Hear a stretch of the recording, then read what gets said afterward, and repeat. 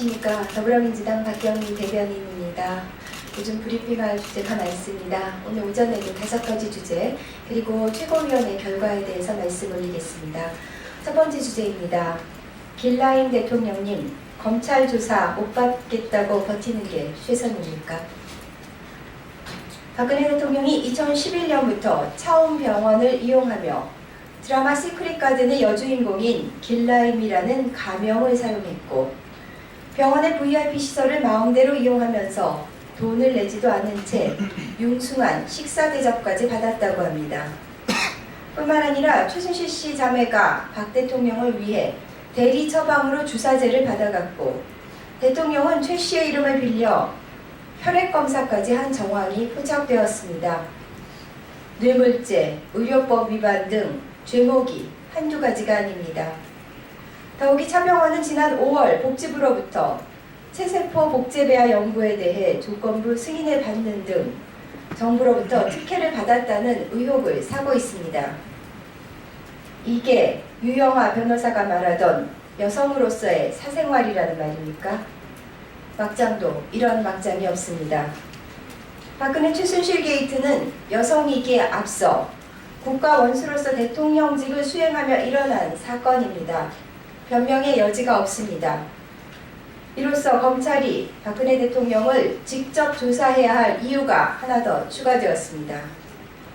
시크릿 가든 청와대와 길라임 대통령에 대해 성역 없는 수사를 촉구합니다. 두 번째 주제입니다. 허수아비 박근혜 대통령은 로데오 경기를 하고 있다. 검찰이 정호성 전 비서관의 휴대전화에서 박근혜 대통령이 최순실 씨를 최 선생님으로 부르며 문건을 최 씨에게 컨펌받았는지 묻고 컨펌을 독촉한 문자 메시지를 확보한 것으로 알려졌습니다. 충격을 금할 수 없습니다. 이것은 자문 정도가 아니라 아예 결제를 받은 것입니다. 대통령이 국정을 일개 민간인에게 결제받아 운영했다니 그저 기가 막힐 뿐입니다. 결국 박근혜 대통령은 허수아비였음이 명명백백해졌습니다. 무슨 말이 더 필요합니까? 이러고서도 국정을 계속 운영하겠다는 뜻을 굽히지 않고 있으니 이제 국민들은 분노할 힘도 없습니다.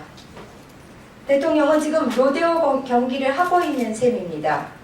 로데오 경기에서 소는 사람을 떨어뜨리려고 하는데 사람은 떨어지지 않으려고 합니다. 그러나 종국에는 떨어질 수밖에 없습니다. 여기서 중요한 것은 어떤 타이밍에 어떻게 떨어지느냐입니다. 박근혜 대통령은 더 이상 국민을 부끄럽게 하지 말고 즉각 자리에서 물러나야 합니다. 대통령이 국민의 일에 대해 일말의 책임감이라도 느낀다면 언제 어떻게 떨어질 것인지 속히 결단해야 합니다. 세 번째 주제입니다. 대통령은 호의 무사를 내세워 궤변으로 검찰 조사를 피하려 하는가? 박근혜 대통령의 변호인에 선임된 원조 친박 호위무사 유영하 변호사가 국민의 분노에 기름을 질렀습니다. 국민의 분노에 기름을 부었습니다. 유 변호사는 대통령의 임기 중에 수사나 재판을 받으면 국정이 마비되고 국론이 분열된다고 주장하는 한편 아직은 대통령을 조사할 때가 아니며 설령 조사를 하더라도 서면 조사가 바람직하다고 발언했습니다. 서면 조사는 당사자의 일방적인 해명문이 될 수도 있으므로 헌법 유린과 국정농단으로 점철된 이반 사건의 조사 방식으로는 부적절합니다. 유 변호사는 선의, 주변 사람 관리 못했다 등 박 대통령의 발언을 거론했는데 범죄 혐의를 부인하고 수사의 가이드라인을 제시하는 것으로밖에는 볼 수가 없습니다. 지금까지 드러난 박 대통령의 혐의는 하나 둘이 아니며 혐의 자체도 헌정사상 유례를 찾아볼 수 없는 황당한 것들입니다. 오만불손하고 당당한 유 변호사를 내세워 해괴한 궤변을 늘어놓으며 검찰 수사를 피하려고 하는 모습을 보니 박 대통령은 이번 사태의 무게와 헌정사적 의미 그리고 국민들의 깊은 분노를 전혀 인지하고 있지 못한 것 같습니다. 2주 연속 5% 지지율과 100만 촛불 민심에서 보듯 국론은 한 곳으로 모여 있습니다. 유영하 변호사와 같은 극소수의 친박을 끌어모아 국민과 일전을 벌이려는 대통령의 불가사의한 행태를 국민들은 더 이상 좌시하지 않을 것입니다. 다음 주제입니다. 안봉근 이재만 혐의 없다는 검찰 벌써 꼬리 내리나. 최순실 게이트를 수사 중인 검찰이 안봉근 이재만 전 비서관의 공무상 비밀 누설 혐의에 대해 수사했지만 뚜렷한 혐의점을 찾지 못했다고 밝혔습니다. 대통령의 수적처럼 움직여온 두 사람이 전대미문의 국정농단 사태에서 고작 문서 유출만 관여했을 것으로 판단하고 수사를 하고 있다는 것인지 개탄스럽습니다. 검찰이 지금까지의 관성을 벗어버리지 못하고 슬그머니 권력의 서슬에 꼬리를 내리고 부실 수사를 한다면 민심의 역풍을 맞을 것입니다.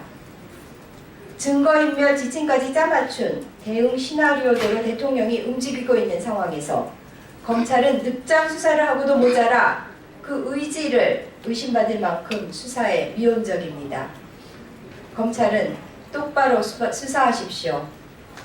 국민들이 두 눈 뜨고 지켜보고 계시고 또한 특검이 기다리고 있습니다. 검찰은 허술한 수사로 인해 국정농단 사태의 공범으로 전락하지 말고 국민의 뜻을 받들어 엄정하게 수사할 것을 다시 한번 촉구합니다. 마지막 주제입니다. 정진석 원내대표는 자신이 야당 원내대표라고 생각하는가?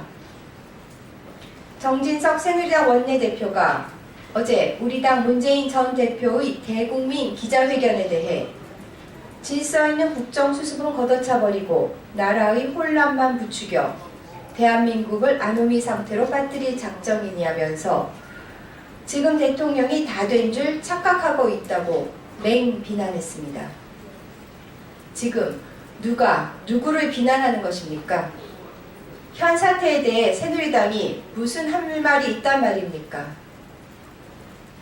온 국민이 대통령에게 물러나라고 외치고 있는데 새누리당이 야권의 유력 대선 주자를 공격하며 상황을 호도하고 있으니 적반하장도 이런 적반하장이 없습니다. 새누리당은 질서 있는 국정수습을 말할 자격이 없습니다. 당대표가 단식을 하고 최순실 게이트 연루자들의 국회 증인 채택을 방해하며 국회의 진상조사를 가로막지 않으셨습니까? 대한민국을 아노미 상태로 빠뜨리고 있는 것은 박근혜 대통령과 새누리당입니다. 새누리당은 전대미문의 국정농단을 방조함으로써 공범이 되었고 그 진상규명까지 방탄했습니다. 이 엄청난 반역사적, 반헌법적 범죄에 대해 사죄하고 또 사죄해도 부족할 판입니다. 새누리당은 더 이상 사태의 본질을 호도하지 말고 막말을 일삼는 당대표와 원내대표부터 물러나게 하는 것이 국민에 대한 최소한의 예의를 갖추는 것임을 충고합니다. 그리고 끝으로 최고위원회 결과 말씀드리겠습니다. 더불어민주당은 박근혜 대통령의 퇴진을 요구하는 민심을 준엄하게 받들어 거당적 차원의 퇴진운동을 벌이기 위해 당 체제를 박근혜 대통령 국민주권운동본부로 전환하기로 했습니다. 위원장은 추미애 대표가 맡기로 했으며 활동시한은 박근혜 대통령 퇴진 시까지로 했습니다. 이상입니다.